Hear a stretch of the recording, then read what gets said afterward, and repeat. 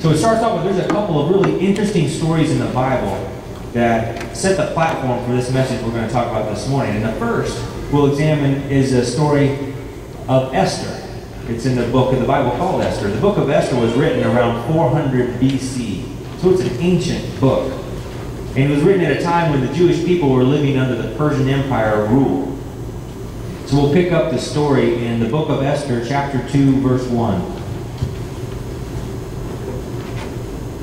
Chapter 2, verse 1, Esther, and here's what it said. And after these things, when the anger of King Ahasuerus had subsided, he remembered Vashti and what she had done, and what had been decreed against her. Then the king's attendants who served him said, Let beautiful young virgins be sought for the king. Let the king appoint overseers in all the provinces of his kingdom, that they may gather every beautiful young virgin in the citadel of Susa to the harem, into the custody of Haggai, the king's eunuch, who is in charge of the women, and let their cosmetics be given to them. Let the young lady who pleases the king be queen in place of Vashti. And the matter pleased the king, and he did accordingly. Now we skip down to verse 10, and this is talking about one of the girls who was brought before the king. Her name was Esther. It says this, Esther did not make known her people or her kindred, for Mordecai, who was her uncle, had instructed her that she should not make them known. So she didn't tell the king where she came from or who her people were. And we skip down to verse 15.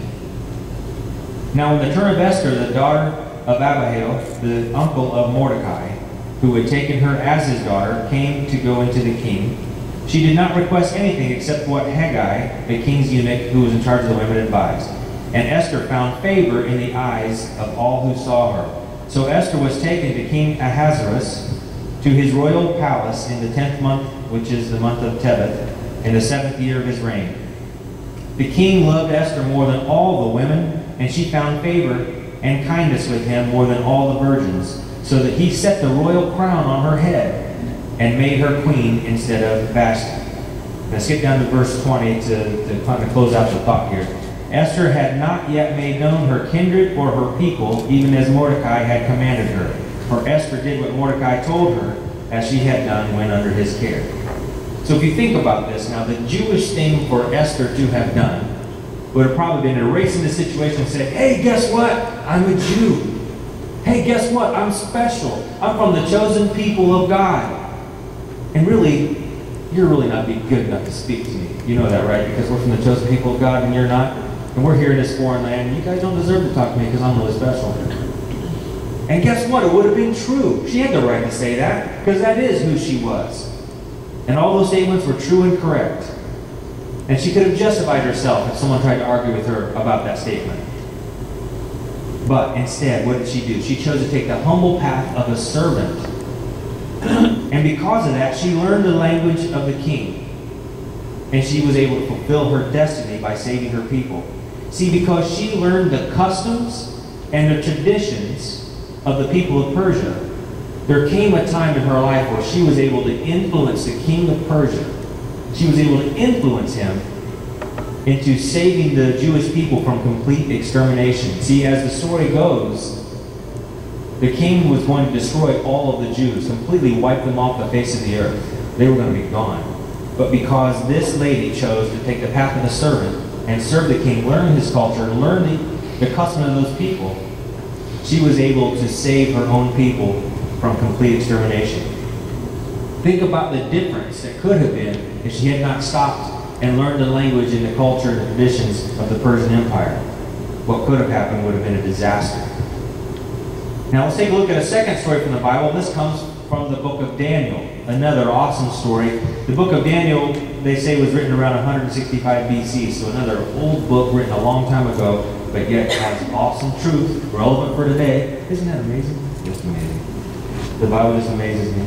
Okay, we're going to look at the book of Daniel, chapter 1, verse 3. The king ordered Ashpenaz, the chief of his officials, to bring in some of the sons of Israel, including some of the royal family and the nobles. Youths in whom there was no defect, who were good-looking, showing intelligence in every branch of wisdom, endowed with understanding and discerning knowledge, and who had ability for serving in the king's court. And he ordered them to teach them the literature and the language of the Chaldeans. The king appointed for them a daily ration from the king's choice food and from the wine which he drank, and appointed that they should be educated for 3 years, at the end of which they were to enter the king's personal service. Now among them were the sons of Judah, Daniel, Hananiah, Mishael, and Azariah. Skipping to verse 8, but Daniel made up his mind that he would not defile himself with the king's choice food or with the wine which he drank, so he sought permission from the commander of the officials that he might not defile himself. Now God granted Daniel favor and compassion in the sight of the commander and of the officials. So skipping down to verse 17.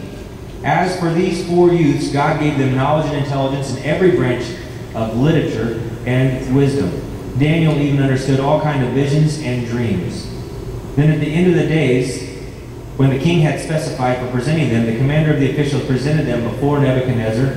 The king talked with them, and out of all of them, not one was found like Daniel, Hananiah, Mishael, and Azariah. So they entered into the king's personal service. And as for every matter of wisdom and understanding about which the king consulted them, he found them 10 times better than all the magicians and conjurers who were in his realm. So it's pretty awesome. These guys go into this foreign land and they learn the language around them. They learn the traditions and the customs of these foreign people. Again, sounds a lot like Esther, doesn't it? But then it shifts. Something happens. In the book of Daniel, chapter 2, there's a new piece. In chapter 2, verse 3, it tells this story. And I'm not going to read the story. I'm just going to paraphrase the story for you. But basically, the king has this dream. And this dream troubles him so much that he calls in all the magicians and all these sorcerers and all this, and they all come before him. But for some reason, in this case, he doesn't call Daniel and his friends, which is kind of strange because Daniel and his friends are actually known as being the wisest of these groups. But he doesn't call them in, he calls in this other group. And so he tells them, this is the craziest thing, and this is the only time it was ever recorded in the Bible that someone did this, but he said, I want you to tell me the dream that I had, and then I want you to give me the interpretation. And so these magicians says, well, I'll tell you what, you tell us the dream, and we'll tell you the meaning. And he said, I don't think you're hearing me correctly. What I said was, tell me the dream, and then I'll get the interpretation from you. But I don't know whether or not you're smart, unless you can tell me the dream first, and then interpret it for me. And so what the magicians said was, they said, King, you don't get it, man. There's nobody on the face of this planet that can do that. They said, only gods can do that. And of course, the funny thing is, then the king said, fine, I'm going to kill all of you. And so he orders the execution of all these magicians and all these sorcerers, so they're all going to be murdered. Well, they come up to the door of Daniel. And Daniel knows the guys, the chief of the guard. And Daniel knows this guy. He goes, hey, what's going on? He said, yeah, we're killing all of you guys. And he's like, well, that's not good. What's going on? Why am I going to die? And he said, well, it's because of the story. He tells them the story about the dream. He said, I'll tell you what, spare our lives for right now, and let me and my friends pray. We're going to pray, we're going to seek God, and we will give you we are going to give you the interpretation for this dream. So he gets to his friends and says, look, man, it's the end of the road for us. We need to pray. So they gather together, they pray. And that night, God gives Daniel the same vision that he gave the king. See, God's faithful, right? Isn't that great? So Daniel gets the dream and he says, listen, we're going to go back to the king and we're going to give him this vision. So he shows up to the king and he said, King, here is your dream and here's the interpretation. So Daniel was able to, again, save his friends and save all these guys who were going to be murdered, and they were all saved from this obvious disaster. And here's what happened in the very end. The king said to Daniel, surely your God is a God of gods and a Lord of lords. Who do you think was getting the glory here? And a revealer of mysteries, since you have been able to reveal this mystery. Then the king promoted Daniel and gave him many great gifts and made him ruler over the whole province of Babylon and chief prefect over the wise men of Babylon. What an amazing story. So Daniel's no doubt an incredible man of God. But let's look at the potential reality. See, Daniel knew that God was with him. He knew he was special. He had been interpreting dreams and visions, doing all this special stuff his whole life. He could have easily refused to learn the language of these people. See, he was captured. It'd be like us getting captured and thrust into mainland China. I really don't feel like learning Chinese. I think I'm just going to sit here and know English. Right? He didn't do that, though. He didn't do that. What did he do? He learned He learned the language of the people around him. He didn't need to learn the culture. If you understand the Jewish culture, they really looked down on anybody who wasn't Jewish. I mean, that's just the way it was. So the fact that he went over there and embraced their culture is just crazy. So he's probably thinking, why bother to learn some useless language? And the bottom line is that Daniel had refused to learn the language of those people. And if he had refused to learn the culture in which the Lord had placed him, he would have been killed with all the other magicians, and he wouldn't have even known why. But it's because he built relationships with these people. When the man showed up to his door, the man knew Daniel. Daniel knew the man. He built relationships with these people. So Daniel was able to carry on a conversation with him. Hey, why are you getting ready to cut my head off? He couldn't have had that conversation if he hadn't studied and spent time with these people. They liked him, and they knew him, and they wanted to help him. And it was because of that relationship that he was able to make this whole thing happen. Now think about this. Daniel doesn't learn the culture and the language of these people. What happens? Daniel the Lion's Den story doesn't exist. That famous story would have never happened. And the cool thing about it, and one of the other things that I read to you here, which we glazed over quickly, is that Daniel didn't just learn their culture and do everything they did he? No, he stayed true to his principles, and he stayed true to his God. See, they tried to get him to eat things that were forbidden by Jewish law. And Daniel said, no. But here's the cool thing about it. As I read this story, I think, Daniel did not respond angrily. He didn't respond, I'm holier than you are, you understand, I'm much better than you. No, he didn't. He just simply said, listen, man, this is sort of against how I feel and how I've been brought up and how we believe. Can I work with you to get a solution that'll work for my rules and also meet the needs you have too? So Daniel worked with them to develop a solution to a problem. Instead of walking in guns blazing, he walked in softly and he operated in love. It was an amazing thing to me to see that this is how we should be acting like Daniel. He didn't just jump and hit him with the hammer and say, you're a sinner and I'm not, and this is the problem you have. No, he stayed with them until they were able to work out a solution. So here's what we understand from this is that learning the culture and the language of the people around us does not mean that we simply drop our morals off at the door and we leave our principles behind. No. It simply gives you an edge as you interact with the world around you if you learn their culture and their language. We don't escape our principles by learning the language and culture of the people that we interact with. We just use that language and that culture to help us understand how to speak with them better and more clearly. Now, these two stories give us great examples of how we are supposed to be interacting with the world around us.